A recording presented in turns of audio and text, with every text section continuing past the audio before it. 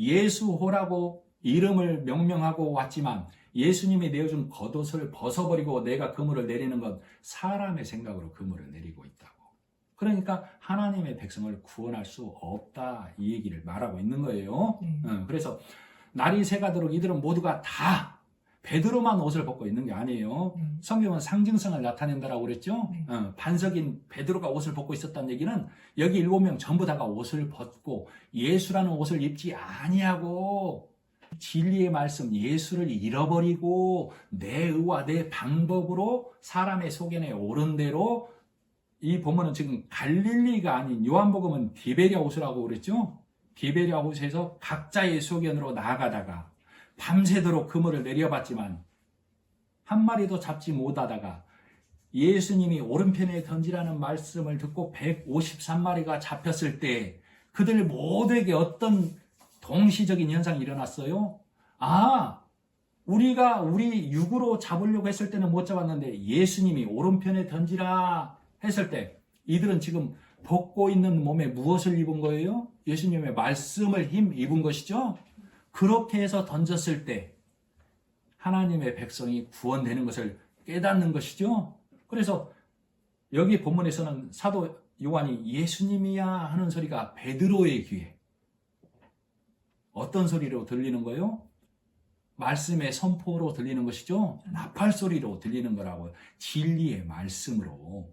그래서 이 이후부터는 베드로가 예수님이 원하시는 길을 가는 거예요. 이후로 베드로는 더 이상 풍랑을 두려워하지 않는 자, 바다와 사망과 음부를 두려워하지 않는 자가 되는 거예요. 진리의 말씀, 예수님이시다라는 마지막 나팔 소리에 베드로가 겉옷을 입는 것이죠. 변한 거라고. 어떻게? 호련히 변한 거라고. 7절 베드로 중반 시몬 베드로가 벗고 있다가 주님이라 하는 말을 듣고 겉옷을 두른 후에 바다로 뛰어내리더라. 이 대목을 마태복음 14장에서는 어떻게 기록하고 있냐면 그때 몇 발자국 걷다가 빠져갔다, 풍랑을 보고 빠져갔다라고 기록하고 있죠. 만일에 이것을 문자로만 본다면 베드로는 무리를 걷다가 빠진 자죠? 자, 그러면 만일에 마태복음 14장 얘기를 문자적으로만 보면 교회에서 무리를 걷는 행사 한번 해볼만 하지 않을까요? 주님께 간절히 구하고 기도하면서 무리를 걸을 때까지 한번 시도해 볼 만한 일 아니냐, 그 말이에요. 문자로만 보면. 그러나 그렇게 시도해보는 교회 없죠?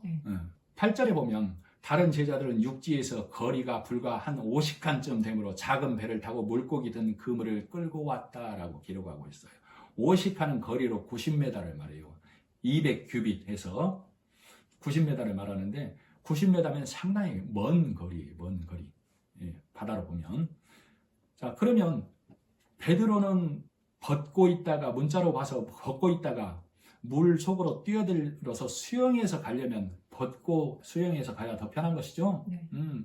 베드로가 겉옷을 두른다는 얘기는 내가 밤새도록 수고했지만 하나님의 백성을 구원해내지 못하다가 주님이 오른편에 던지라는 그 말씀을 힘입어서 던졌더니 153마리 하나님의 백성을 구원해낼 그 숫자를 구원해낸 것은 예수님의 말씀으로 인함이구나. 그러면 내가 예수님이 십자가에서 죽고 사심으로 내어준 저 말씀의 겉옷을 입고 그물을 내렸더라면, 예수호에서 진리의 말씀이 선포되었더라면 하나님의 백성을 다 구원해낼 수 있었겠구나, 이것을 깨닫는 것이죠. 그래서 겉옷을 두른 후에 베드로는 가차없이 마태복음 14장에서 있었던 무리를 걷다가 빠졌던 베드로, 즉 내가 복음에 완전하지 못하기 때문에 율법과 사망의 권세를 이기지 못하는 것을 무리를 몇 발자국 걷다 빠졌다라고 하는 거예요. 자, 디베랴 바다는 세상을 말하고 음부를 말하고 우리가 걷지 못할 곳을 말해요. 그러나 베드로 안에서 지금 예수님이야 라는 그 음성, 마지막 나팔 소리에 베드로는 호련히 변화가 된 것이죠. 예수의 겉옷을 입어야만, 예수의 말씀을 힘입어야만 하나님의 백성을 구원해 내는구나를 온전히 깨닫는 자. 여기서 시몬이 베드로가 되는 거예요. 예수님은 베드로에게 시몬이라고 항상 불러요. 그러나 딱 한 번 베드로라고 부른 적이 있죠. 네. 그것이 내가 죽어도 주님을 부인하지 않겠습니다. 다 버릴지언정 나를 버리지 않겠습니다 했을 때 베드로야, 네가 나를 오늘 닭 울기 전에 3번 나를 부인하리라. 그때 베드로라는 명칭을 한 번 해줬어요. 그 말은 뭐예요? 베드로라고 하는 너의 의로 다가오는 너는 나를 부인할 수밖에 없어. 그러나 지금 이 겉옷을 두른 베드로는 진리의 말씀이 완전히 그 심령 안에 들어간 자가 돼버린 거예요. 아멘. 그래서 이제 이 베드로는 시몬이 아닌 베드로가 된 거라고. 그래서 반석인 이 베드로는 바다로 뛰어들어서 율법과 사망의 권세를 이기는 자가 된 거라니까. 자, 요한복음 6장에서 마태복음 14장에서 예수님이 바다 위를 걸어 오시는 것은 물 위를 걸었다라고 보는 것은 1차원적인 신앙이에요. 음부와 사망과 죽음을 이기시는 예수님이 사망의 바다를 걸어오셨다로 보는 거예요. 아멘. 자, 지금 베드로가 겉옷을 두르고 예수님께로 가는 모습을 그려내고 있는데 물 위를 걸어가는 모습을 성도는 말씀을 통해서 볼 줄 알아야 돼요. 수영해서 가는 게 아니에요. 90m 되는 거리를 50칸은 율법의 숫자가 5죠? 열은 충만한 숫자죠. 율법으로 꽁꽁 메인 곳에서 복음으로 내려야 되는데 율법의 의로 사람의 생각으로 그물을 내려서 고기를 못 잡다가 예수님의 말씀 배 오른편에 던지라. 하나님의 능력으로 하나님의 백성을 구원해내라. 그 말씀에 의지해서 던졌더니 하나님의 백성이 구원된 것이죠.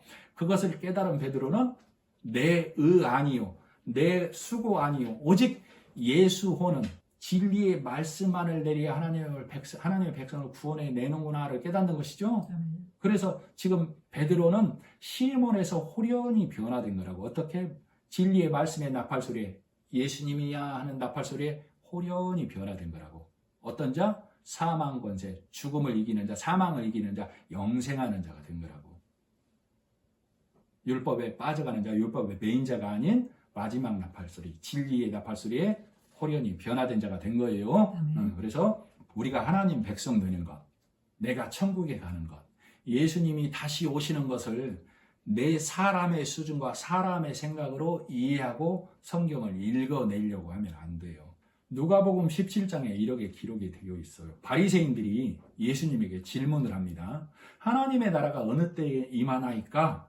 이렇게 물어요. 그러자 예수님께서 대답하시기를 하나님의 나라는 눈으로 볼 수 있게 임하는 것이 아니요 또 여기 있다 저기 있다라고도 할 수 없다. 하나님의 나라는 너희 안에 있느니라 이렇게 말씀을 하고 있어요. 지금 질문을 바리새인들이 했다고 했죠. 하나님의 나라는 눈으로 볼 수 있게 임하는 것이 아니고 여기 있다 저기 있다라는 얘기는 이것을 행하라 이것을 지키라 이렇게 해야만 이것이 아니라 그 말이에요. 하나님의 나라는 네 안에 있다.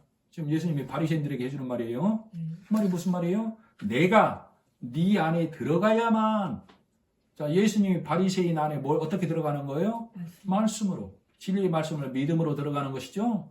진리의 말씀을 온전히 받아들이고 깨닫는 자가 호련히 변화되는 거라니까. 베드로만 무리를 걷는 게 아니고 사망 음부 권세를 이기고 가는 자가 아니고 진리의 말씀을 깨달은 모든 자가. 베드로가 그랬다는 얘기는 베드로 호에서 예수호로 다시 바뀐 것이죠.